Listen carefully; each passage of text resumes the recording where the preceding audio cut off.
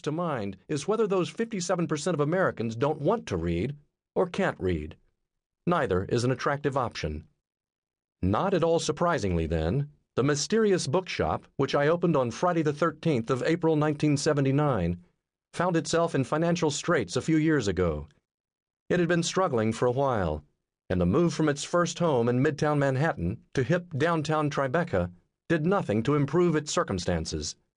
Not being wealthy, partially by accident of birth, and the failure of my parents to leave me an obscene fortune, I was faced with the increasing difficulty of supporting a business that was bleeding money. Some months a mere trickle, others a rushing, roaring hemorrhage. To illustrate the level of desperation to which I had fallen, I called for a staff meeting. There are many reasons to risk the perils of going into business on your own, and one of the best is to avoid the meetings that seem to fill the days of those who toil in the corporate world. At this unprecedented event, I told the people who work with me of our situation, holding nothing back, and asked for ideas that might help us save the store, and, not to be blithely overlooked, their jobs. A pertinent digression.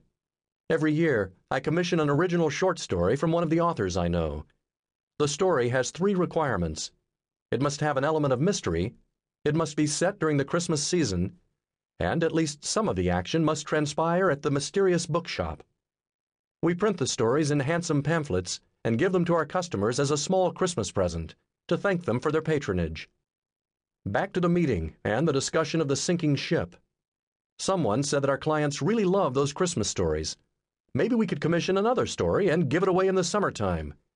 This seemed a nice idea, but counterproductive. We needed to find a way to make some money, not another way in which to spend it. When we broke up the meeting, I threatened to have another one, but in the meantime asked everyone to keep thinking. In the dead of night, as I waited for sleep to rescue me from worrying about the store, the pamphlet idea popped up again, and I came up with a twist. How would it be, I wondered with the optimism that 3 a.m. can induce, if I asked some of my author friends to write a biography, or profile of their series character? We could then print them in handsome little pamphlets and give them to our customers, but only with a purchase. They would naturally love these profiles so much that they would come back every month to get the next one, and our sales would soar.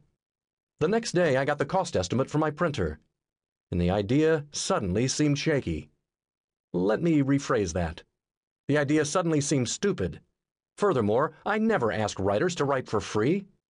Adding the author's fees to the printing cost made the whole thing prohibitive, until the mercenary niche of my brain, incredibly, shook off years of rust and provided another suggestion. For the collector market, produce 100 copies of each of the profiles in hardcover, ask the authors to sign them, and sell these very desirable limited edition collector's items. And we did produce them, the authors signed them, and collectors bought them.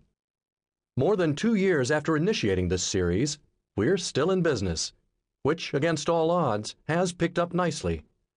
Many clients come in, call or write each month to ask who will write the next profile, and then buy books in order to get a copy. The limited editions frequently sell out, covering all costs and even a little more. Many of the authors, beyond the reasonable call of friendship, have foregone their fees, generously calling it their contribution to the well-being of the bookshop. Regrettably, not every reader of mystery fiction is a customer of the mysterious bookshop, so it made sense to bring these essays and stories to a wider readership by collecting them in a single volume with the broad distribution that Little Brown can provide.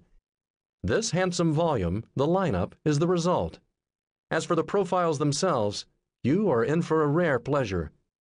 You will find that these remarkably talented and creative writers have taken many different and colorful approaches to telling readers